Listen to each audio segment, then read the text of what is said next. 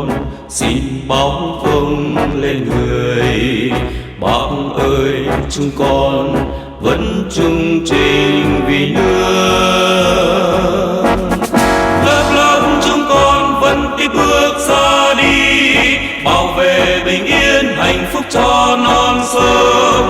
Lớp lớp chúng con vẫn một lòng sắt son, vì dân vì nước vì đảng quang vinh, vì an ninh tổ quốc quên mình.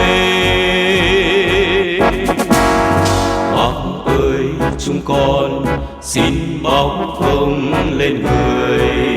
Chúng con mãi luôn phất cao cờ truyền thống. Lớp lớp chúng con vẫn mãi khắc ghi sâu những lời của bác dạy chúng con năm xưa. Lớp lớp chúng con vẫn một lòng hiến dâng, niềm tin là sống lời thề kiên trung. Mãi dâng niềm tin cậy của đảng, mãi là niềm tin yêu của nhân dân. Công an nhân dân vì an ninh tổ quốc luôn sẵn sàng quyết hy sinh, vì an ninh tổ quốc ta vững bền. Quyết hy sinh vì an ninh tổ quốc ta vững bền.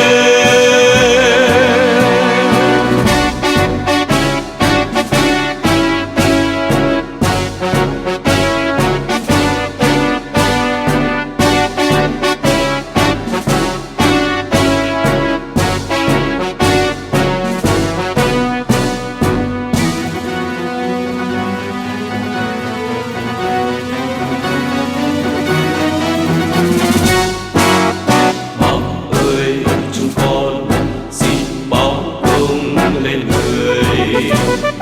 ơi chúng con vẫn trung trình vì nước.